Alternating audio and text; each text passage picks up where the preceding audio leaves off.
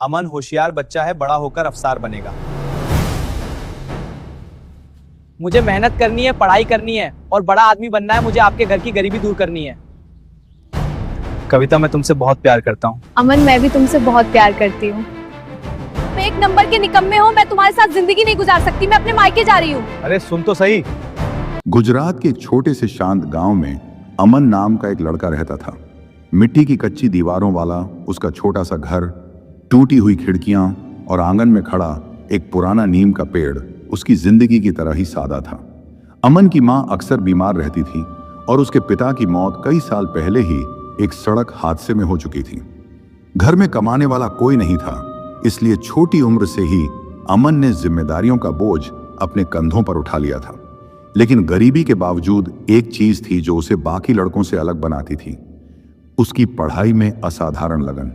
गांव का स्कूल छोटा था, किताबें पुरानी थीं, लेकिन अमन का सपना बहुत बड़ा था।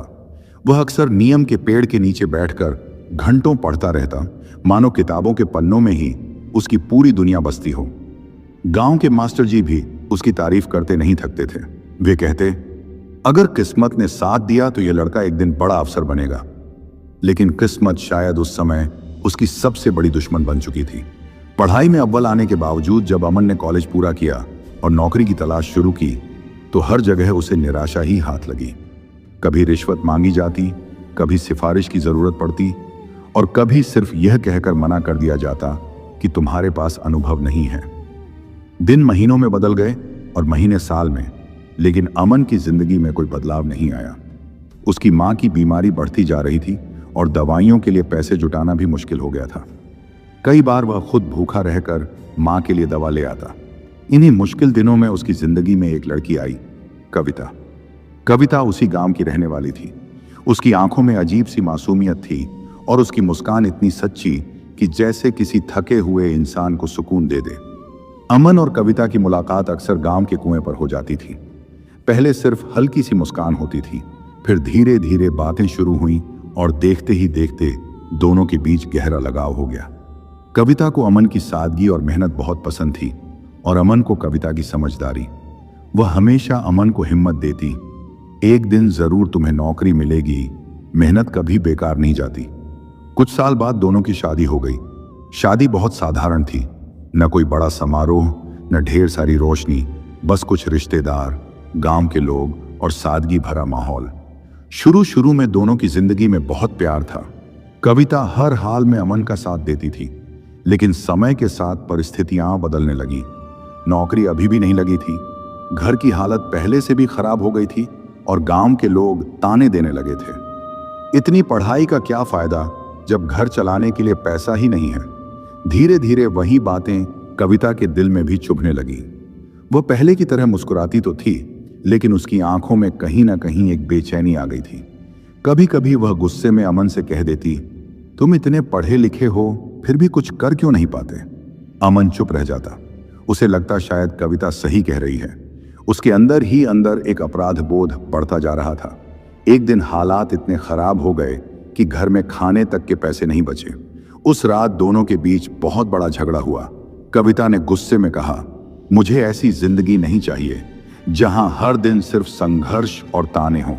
और अगले ही दिन वह अपने मायके चली गई। अमन ने सोचा था कि वह कुछ दिनों में वापस आ जाएगी, लेकिन दिन बीतते गए और कविता नहीं लौटी। गांव में खबर फैल गई कि कविता अब अमन के साथ नहीं रहना चाहती। यह सुनकर अमन पूरी तरह टूट गया। उसकी मां भी कुछ ही महीनों बाद बीमारी से चल बसी। अब उसके पास न घर में कोई अपना था और न ही जीने की कोई वजह। एक रात वह उसी नीम के पेड़ के नीचे बैठा था जहां कभी वह बड़े सपने देखा करता था। उसकी आंखों में आंसू थे और दिल में सिर्फ एक सवाल, क्या सच में उसकी मेहनत बेकार थी। उसी रात उसने एक फैसला लिया। उसने गांव छोड़ दिया और शहर चला गया। शहर की जिंदगी आसान नहीं थी। शुरू शुरू में उसने छोटी छोटी नौकरियां की, कभी होटल में बर्तन धोना, कभी गोदाम में सामान उठाना, लेकिन उसके अंदर की आग अभी भी बुझी नहीं थी। हर रात काम के बाद वह पढ़ाई करता। धीरे धीरे उसने प्रतियोगी परीक्षाओं की तैयारी शुरू की। कई बार वह असफल हुआ, कई बार उसे लगा कि शायद वह कभी सफल नहीं हो पाएगा, लेकिन हर असफलता के बाद वह फिर खड़ा हो जाता। साल बीतते गए, 5 साल, फिर 7 साल और आखिरकार एक दिन उसकी मेहनत रंग लाई। जिस लड़के को कभी लोग नाकारा कहते थे, वही लड़का आज पुलिस विभाग में डीएसपी बन चुका था। जब उसने पहली बार अपनी वर्दी पहनी तो उसकी आंखों में आंसू आ गए। उसे अपने पिता की याद आई, अपनी मां की याद आई और कविता की भी। कुछ महीनों बाद उसकी पोस्टिंग उसी जिले में हो गई जहां उसका गांव पड़ता था। इतने साल बाद वह फिर उसी मिट्टी में लौट रहा था जहां से उसकी कहानी शुरू हुई थी। जब वह गांव पहुंचा तो सब लोग हैरान रह गए। वही अमन, जिसे लोग कभी बेकार समझते थे, आज एक बड़ी सरकारी गाड़ी में पुलिस की वर्दी में उनके सामने खड़ा था। लेकिन तभी उसकी नजर एक घर के बाहर खड़ी एक औरत पर पड़ी। वह कविता थी, लेकिन उसके साथ एक अजनबी आदमी भी खड़ा था और दोनों एक दूसरे के बेहद करीब थे। अमन के दिल की धड़कन अचानक तेज हो गई। इतने सालों बाद जिस चेहरे को वह भूल नहीं पाया था, आज वही चेहरा उसके सामने था, लेकिन वह अब किसी और की हो चुकी थी। और तभी अमन को एक ऐसी बात पता चली जिसने उसकी पूरी दुनिया हिला दी। अमन की आंखें उस दृश्य पर जम सी गई थी। इतने सालों बाद वह अपने गांव लौटा था, उस उम्मीद के साथ कि शायद बीते हुए दिनों की कुछ यादें उसे सुकून देंगी। लेकिन जो उसने देखा, उसने उसके दिल के अंदर एक अजीब सा तूफान खड़ा कर दिया। सामने कविता खड़ी थी, वही चेहरा, वही आंखें, लेकिन उसके साथ खड़ा आदमी अमन के लिए पूरी तरह अजनबी था। दोनों के बीच की नजदीकी साफ बता रही थी कि अब उनकी जिंदगी में कोई और आ चुका है। अमन कुछ पल तक वहीं खड़ा रहा। उसका दिल कह रहा था कि वह जाकर कविता से पूछे क्यों, लेकिन उसकी वर्दी और उसका पद उसे रोक रहा था। वह अब सिर्फ एक टूटा हुआ पति नहीं था, वह एक डीएसपी था और उसके कंधों पर अब जिम्मेदारियों का बोझ था। उसने गहरी सांस ली और अपनी गाड़ी में बैठकर थाने की तरफ निकल गया। लेकिन उस रात अमन सो नहीं पाया। बार बार उसके दिमाग में वही दृश्य घूम रहा था, कविता और उसके साथ खड़ा वह आदमी। अगले दिन अमन अपने काम में व्यस्त था कि अचानक थाने में एक शिकायत आई। गांव के पास के इलाके में कुछ दिनों से अवैध तस्करी का बड़ा खेल चल रहा था। रात के अंधेरे में कुछ लोग ट्रकों के जरिए नशीला सामान और अवैध हथियार गांव के रास्तों से शहर तक पहुंचा रहे थे। अमन ने तुरंत इस मामले को गंभीरता से लिया। उसने अपनी टीम के साथ जांच शुरू कर दी। कई दिनों तक वह खुद रात में गश्त करता, संदिग्ध लोगों पर नजर रखता और धीरे धीरे इस गिरोह की कड़ियाओं जोड़ने लगा। एक रात उसे एक गुप्त सूचना मिली कि तस्करों का एक बड़ा सौदा उसी गांव के पास होने वाला है जहां वह पला बढ़ा था। अमन ने तुरंत अपनी टीम तैयार की। आधी रात का समय था, चारों तरफ सन्नाटा छाया हुआ था और दूर खेतों के बीच एक पुराना गोदाम था जहां हल्की रोशनी जल रही थी। अमन और उसकी टीम धीरे धीरे गोदाम की तरफ बढ़े। जैसे ही उन्होंने अंदर झांका, अमन का दिल एक पल के लिए रुक गया। अंदर खड़ा आदमी वही था जिसे उसने कविता के साथ देखा था।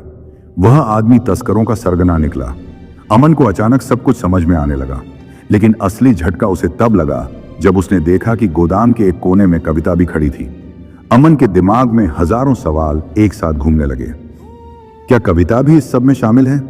उसका दिल टूट रहा था, लेकिन एक अफसर होने के नाते उसे अपना कर्तव्य निभाना था। अमन ने तुरंत अपनी टीम को इशारा किया, रेड! पुलिस की गाड़ियों की आवाज गूंज उठी। तस्करों में भगदड़ मच गई। गोलियों की आवाजें खेतों में गूंजने लगी। कुछ ही मिनटों में पुलिस ने पूरे गिरोह को घेर लिया। वह आदमी भागने की कोशिश कर रहा था, लेकिन अमन ने खुद उसे पकड़ लिया।